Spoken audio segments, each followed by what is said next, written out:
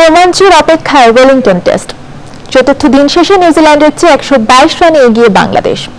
প্রথম ইনিংসেই Tom Latham স্যান্টনারদের ব্যাটে 539 run তোলে কিউইরা।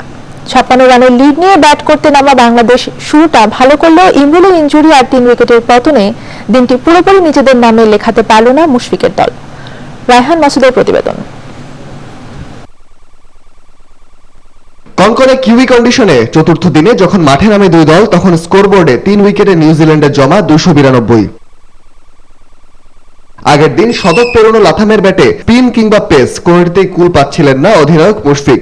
শেষ পর্যন্ত এই জুটি ভাঙেন ডাবল সেঞ্চুরিয়ান সাকিব আল হাসান। এরপর সুপার সাকিবের বলে ফিরে যান দানবীয় রূপ ধারণ করা টম লাথামও। প্যাভিলিয়নে ফেরার সময় তার নামের পাশে ক্যারিয়ার সেরা 177 রান।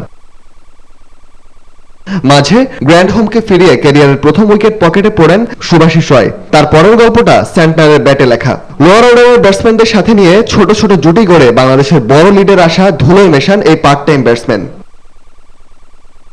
মাঝে জমে ওঠে কামরুল ইসলাম রাব্বির সাথে ওয়াগনারের দ্বৈরথ।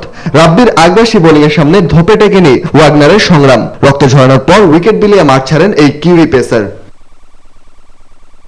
ওয়াটলেও খেলেন 49 রানের একটি ইনিংস। শেষ পর্যন্ত স্যান্টনারকে থামান অভিষিক্ত শুভাশিস। 73 রানের ক্যারিয়ার সেরা ইনিংস খেলে টাইগারদের লিড 56তে রাখে স্যান্টনার। 56 রানের লিড খুব বড় কিছু না, কিন্তু টেস্টের চতুর্থ ও পঞ্চম দিনে গুরুত্ব পাওয়ারই কথা।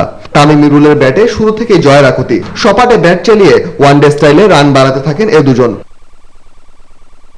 তবে ধাক্কা আসে ঠিক 50 ছোঁয়ার আগে। ইনজুরির মিছিলে যোগ দেন ইমরুল কায়েস। ডাইভ দিয়ে রান নিতে গিয়ে আঘাত পান এই বাঁহাতি ওপেনার। এগিয়ে থাকার দিনে ব্যাকফুটে যাওয়ার দৃশ্যই যেন স্ট্রেচারে করে ইমরুলের এই মাঠ ছাড়া।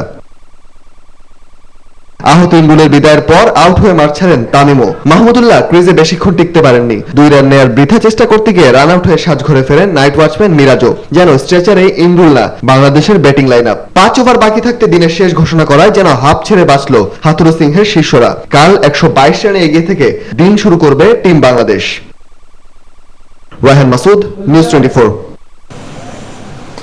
সংবাদ শেষ করবো, তার আগে শিরোনামগুলো জানিয়ে দিচ্ছে আরো।